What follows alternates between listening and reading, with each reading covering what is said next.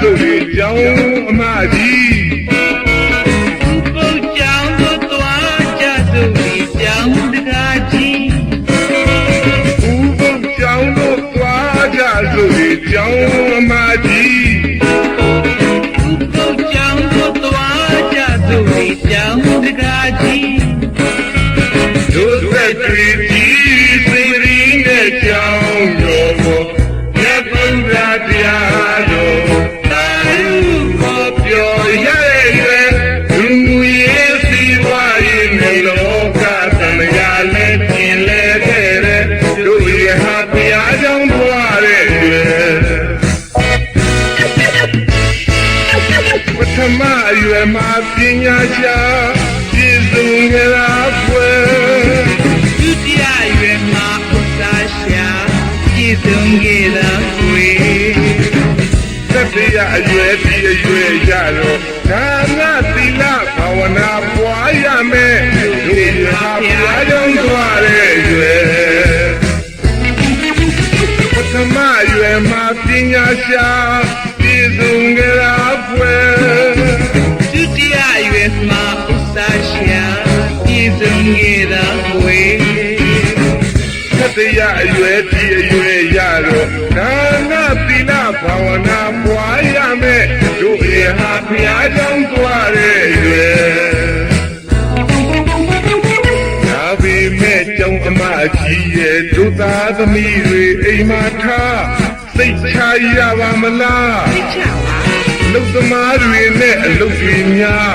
စိတ်ချရပါမလား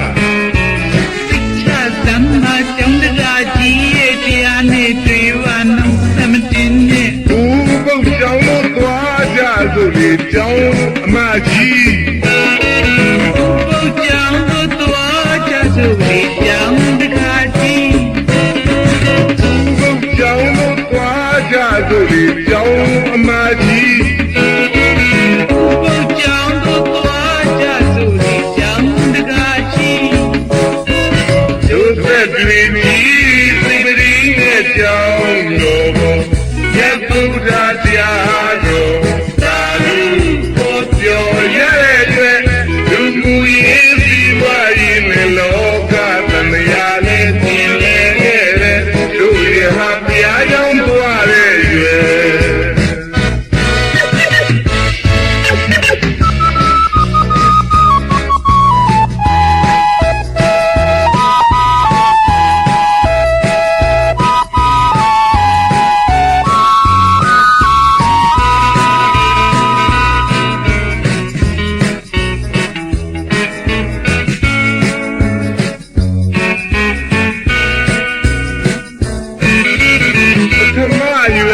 ပညာရှာပြည့်စုံနေတာပွဲဒုတိယရွယ်မှာဥစ္စာရှာပြည့်စုံခဲ့တာကွေတတိယရွယ်ဒီအရွယ်ရတော့ဒါနသီလဘာဝနာပွားရမယ်တို့အရွယ်ဟာဘုရားကြောင့်ပွားတဲ့ရွယ်ဒါပေမဲ့ကြောင့်အမကြီးရဲ့တို့သာသမီတွေအိမ်မှာထားစိတ်ချရပါမလားချပါလူသမားတွေနဲ့လူတွေများစိတ်ချရပါမလားစိတ်ချသမ္မာကြောင့်တခါကြီးရဲ့တရားနဲ့တွေ့ပါနှုတ်သမတင်နဲ့ဦးပုတ်ကြောင့်လို့သွားကြစို့လေကြောင်းအမကြီးပုတ်ကြောင့်လို့သွားကြစို့လေကြောင်းတခါကြီးဦးပုတ်ကြောင့်လို့သွားကြစို့လေကြောင်းအမကြီး